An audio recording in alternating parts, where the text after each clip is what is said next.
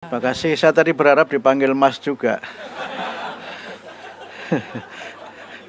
Nggak berani ya, nggak berani. Kan Menteri Pendidikan Dasar Menengah ngurusi anak-anak jadi sama Mas itu. Kalau ngurusi gede-gede Om gitu. Tapi saya tidak sedang stand up komedi ya, bukan. Dan saya baru pertama kali ceramah sebagai menteri diberi batasan waktu seperti lomba stand up komedi. Assalamualaikum warahmatullahi wabarakatuh. Selamat siang, salam sejahtera untuk kita semua. Yang terhormat para tokoh yang hadir pada kesempatan ini, banyak sekali sahabat dan sejawat saya. Ada Ibu Stella, ada Bu Stefani, ada Pak Andi. Jadi Pak Andi tadi pidatonya luar biasa ya, seperti visi misi seorang calon apa begitu. Hebat sekali, Mas Amir, tuan rumah, Pak Nino, Mas Pras, dan semua kawan-kawan semua. Saya pertama menyampaikan selamat ulang tahun kompas.com yang ke-30. Dan sudah banyak sekali tadi ucapan yang disampaikan oleh para tokoh. Saya semuanya setuju dengan ucapan itu. Tapi juga saya ingin menambah sedikit juga di usia ke-30, jangan lupa tetap juga bisa melucu. Karena kita kekeringan kemampuan untuk melucu yang bermutu. Dan bangsa ini kadang-kadang kehilangan kelucuannya karena banyak hal yang mungkin tidak bisa kita jelaskan kecuali dengan cara melucu kadang-kadang. Walaupun tentu saja tidak berarti kita kehilangan sensitivitas dan keseriusan untuk tetap bisa memberikan yang terbaik bagi negeri ini.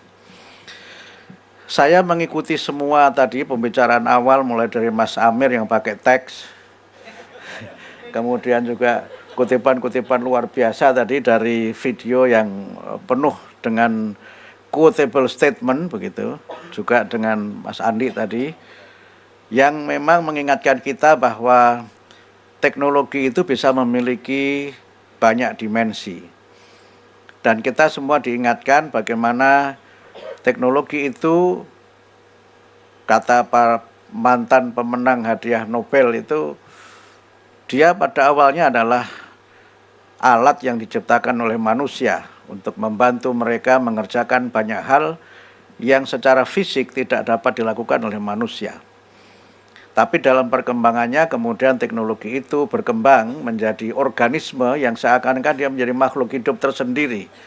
Yang kadang-kadang mereka lebih berkuasa dari manusia yang menciptakannya. Inilah sebuah realitas yang memang sekarang ini sedang kita hadapi dan menjadi sebuah realitas yang harus bisa kita ikuti kemana arah teknologi itu. Berbagai tulisan yang menjelaskan tentang bagaimana teknologi itu mulai beberapa level telah menggeser peran manusia, bahkan memori manusia, dan juga bagaimana ekspertis mulai diabaikan ketika misalnya buku The Death of Expertise itu terbit pada tahun 2017. Dan kemudian kita sadar betapa banyak hal dan ruang itu bisa mulai bergeser ketika para profesor hebat itu dalam beberapa hal keilmuannya digantikan oleh search engine gitu. Kemudian muncul buku berikutnya Frankenfurter yang menyebutkan Word Without Mind. Ternyata manusia dengan teknologi tidak semakin cerdas. Tapi kita tidak boleh terus meratapi itu semua. Saya kira buku-buku itu sekedar menjadi pengingat kita betapa kita tetap on the track, tetap pada visi dan satu komitmen bahwa dimanapun kita berada, apapun produk teknologinya, manusia harus semakin cerdas, manusia harus semakin berkeadaban. Dalam kaitan inilah maka saya setuju dengan Mas Amir, Mas Andi tadi. Literasi bukan sekedar kemampuan membaca aksara, tapi kemampuan membaca realitas, kemampuan untuk memitigasi apa yang bakal terjadi di masa depan. Kita memang sekarang kesulitan untuk membedakan mana yang hak dengan mana yang hoax gitu. Membedakan mana yang faktual dan aktual dengan mana yang sebenarnya merupakan fabrikasi yang tidak sesuai dengan fakta dan realitas. Disinformasi memang begitu luar biasa, yang itu kadang-kadang memang menjadi tantangan tersendiri. Kita pun seringkali susah membedakan mana voice, mana noise gitu. Karena dunia kita memang semakin gaduh. Dan tadi Mas Andi menyebutkan betapa kita mengalami kecemasan tersendiri, bahkan banyak kalangan Saya baru saja membaca buku Anxious Generation yang menggambarkan betapa generasi muda yang sebenarnya menjadi the native user of digital technology juga mulai cemas dengan teknologi yang mereka sebenarnya menjadi bagian dari generasi yang tumbuh seiring dengan teknologi itu. Tetapi tentu saja kita tidak bisa kemudian sekali lagi hanya menyalahkan keadaan. Kita harus melakukan sesuatu yang membuat generasi bangsa ini semakin melek dengan teknologi dan menggunakannya untuk tujuan yang positif. Dalam kaitan inilah maka literasi pada level awal adalah kemampuan membaca aksara. Tapi pada level di atasnya adalah bagaimana kemampuan memahami aksara-aksara itu sehingga kemudian kita bisa menangkap pesan dari berbagai gagasan yang dituangkan dalam kata-kata. Reading is not about reading alphabetical letters, tetapi juga membaca pemikiran, membaca gagasan, sampai kemudian kita melakukan kemampuan-kemampuan untuk menelaah secara kritis bagian mana yang kita setuju, bagian mana yang kita tidak setuju, tapi kemudian juga apa gagasan bisa kita tawarkan di tengah berbagai gagasan dan pemikiran yang ada itu. Disinilah saya kira literasi menjadi penting dalam konteks pendidikan. Bagaimana sejak dini kita berusaha untuk membiasakan anak-anak kita ini menjadi generasi yang literate, generasi yang melek, tapi lebih dari itu juga menjadi generasi yang bisa menghormati sebuah karya dan kemudian menuliskan gagasan-gagasan dia sendiri dalam berbagai bidang dan kajian.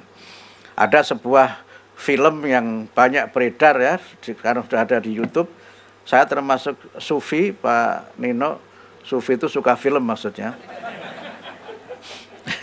Di mana ada banyak kan, ada sebuah kasus di sebuah sekolah di Amerika, dan ini bukan film fiksi, di mana mereka berasal dari keluarga-keluarga yang at risk gitu, dari mulai kelompok-kelompok berwarna di Amerika, dan kemudian ada seorang guru yang baru saja lulus ditugaskan di sebuah kelas yang dianggap sebagai sulit untuk ditangani, tapi dia kemudian bisa mengatasi masalah dengan freedom writer itu, memberikan kebiasaan anak-anak menulis, menuangkan gagasan-gagasannya, dan kemudian mereka bisa menyampaikan kritik apapun dengan tulisan itu, dan mempercayakan kepada gurunya untuk membaca atau tidak membaca, tapi dengan itu dia ada ruang untuk mengungkapkan gagasan-gagasan yang dengan itu kemudian dia bisa mengalami stabilitas intelektual dan kemudian bisa berinteraksi dengan baik dan berkeadaban karena ada ruang kebebasan yang diberikan. Waktu saya tinggal 2,5 menit, padahal masih baik mau saya sampaikan. Inilah problem kalau pembicara yang mapan tadi itu untuk mengatakan senior begitu. Senior maksudnya bukan senior dalam pengertian hebat, cuma usianya sudah senior gitu. Saya ingin menegaskan betapa sejak dini anak-anak kita ini kita biasakan untuk gemar membaca, gemar menulis, menghormati gagasan orang lain, dan kemudian berani mengajukan gagasan-gagasannya untuk merubah dirinya dan untuk merubah keadaban dan peradaban bangsa. Setuju dengan ada yang di sini? Dengan Kompas.com ulang tahun ke-30, jernih melihat dunia. Terus menerangi dengan ilmu, terus menerangi dengan karya, dan terus maju dengan keadaban yang utama. Saya kira demikian, tidak harus dihabiskan 10 menit, karena saya yakin 10 menit atau kurang, saya kira transportnya sama saja. Demikian sekali lagi. Dan saya mohon izin tidak sempat berdialog pada kesempatan ini karena harus ada rapim yang saya pimpin di kantor menindaklanjuti rapat dengan Komisi 10 DPR RI. Masih ada Bu Stella yang saya kira gagasan-gagasan luar biasa. Bu Stefani juga, Bu Stefani bisa mewakili saya karena Ibu adalah penasihat saya, jadi bisa mewakili saya juga. Dan kemudian para tokoh lain yang juga bersama kita pada kesempatan ini. Terima kasih. Sekali lagi selamat ulang tahun ke-30 untuk Kompas.com. Mohon maaf atas segala kesalahan. Wassalamualaikum warahmatullahi wabarakatuh.